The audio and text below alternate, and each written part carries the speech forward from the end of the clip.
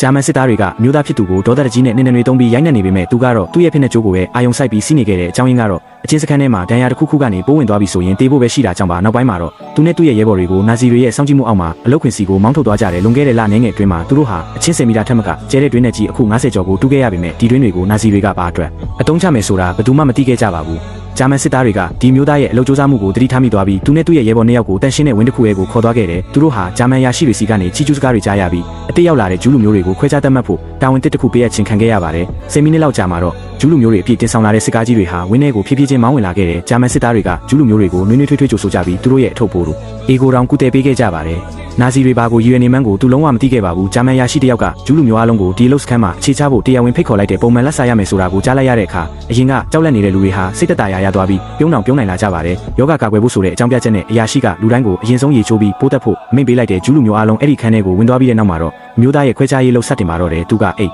တွေကိုကိုတောင်နဲ့တည်သွားပြီးအဝတ်စားဖက်နဲ့လက်ဝတ်ရတနာနဲ့ပိုက်ဆံတွေကိုတပုံစီခွဲခြားပေးခဲ့တယ်တနာရီတွင်းမှာပဲသူ့အလုပ်တွေပြီးသွားခဲ့ပါတယ်သူနဲ့သူ့ရဲ့ဘော်တွေကအလုပ်ကအရန်လွယ်ကူတာကြောင့်စိတ်သက်သာရနေကြတာပေါ့ဒါပေမဲ့သူကိုတောင်တွေကထွက်လာတဲ့ချိန်မှာတော့နာဇီတွေကဂျူးလူမျိုးတွေကိုအထူးစီမံထားတဲ့တမနီကားကြီးတွေတဲကိုအတင်းမောင်းသွင်းနေတာကိုမြင်လိုက်ရတဲ့နာဇီတွေကကားရဲ့နောက်ပိုင်းမှာပိုက်တစ်ခုကိုတွယ်နှက်လိုက်တဲ့အခါကားတွေကနေနားမခံနိုင်တော့တဲ့အော်ဟစ်တန်တွေထွက်ပေါ်လာပါတော့တယ်ရင်ခွဲမတက်ငိုကြွေးတန်တွေနဲ့အတူကားရဲ့တမနီနံရံတွေကိုလက်တီးနဲ့အာကုန်ထူရိုက်နေတဲ့အတန်တွေဟာဟိမ့်ထွက်နေခဲ့တယ်အဲ့ဒီအချိန်ကျမှသာသူဟာနာဇီတွေရဲ့ရုပ်မာတဲ့အကြံစီကိုသဘောပေါက်သွားပါတော့တယ်သူတို့ကကားတွေကိုတောထဲကိုချက်ချင်းမောင်းထွက်သွားကြတယ်သူကသူ့ရဲ့ဘော်ကိုပြန်လဲခုခံဖို့တိုက်တွန်းပေမဲ့သူ့ရဲ့ဘော်ကတော့မိုင်းမဲတဲ့အလုပ်တွေမလုပ်ဖို့သူ့ကိုတားဆီးခဲ့ပါတယ်ကားမောင်းတဲ့လမ်းကြောင်းကပို့ပြီးတော့ရင်းနှီးလာခဲ့တယ်အဲ့ဒါကတော့သူတို့ကိုယ်တိုင်တွင်းတွေတူးခဲ့ရတဲ့နေရာပါပဲဒီတစ်ခါမှာတော့သူတို့ရဲ့တောင်ကအဲ့ဒီတွင်းတွေကိုပြန်ဖို့ဖြစ်လာခဲ့တယ်နောက်တစ်လအတွင်းမှာသူတို့ဟာလူသေးကောင်းတွေလိုဖြစ်နေပြီးဂျူးလူမျိုးတွေတင်ဆောင်လာတဲ့ကားစီးရေစေကနန်းကျော်ကိုလိုက်ပါဖို့ဆောင်ပေးခဲ့ကတွင်းနဲ့ကြီးစေကနန်းကျော်ကိုသူတို့ရဲ့လက်တွေနဲ့ကိုယ်တိုင်မြေမြုပ်ပေးခဲ့ရပါတယ်ဒါပေမဲ့အေးဆက်နေတဲ့အဲ့ဒီလောင်းပုံကြီးတွေကြားထဲမှာသူ့ရဲ့ဇနီးတီကိုတွေးလိုက်ရလိမ့်မယ်လို့သူဘယ်တော့မှထင်မထားခဲ့ပါဘူးသူဟာဒူးထောက်လေကျသွားပြီးသူ့ကိုတက်ပစ်ဖို့ဂျာမန်စစ်သားတွေကိုအားကိုးတကြီးနဲ့တောင်းပန်နေပါတော့တယ်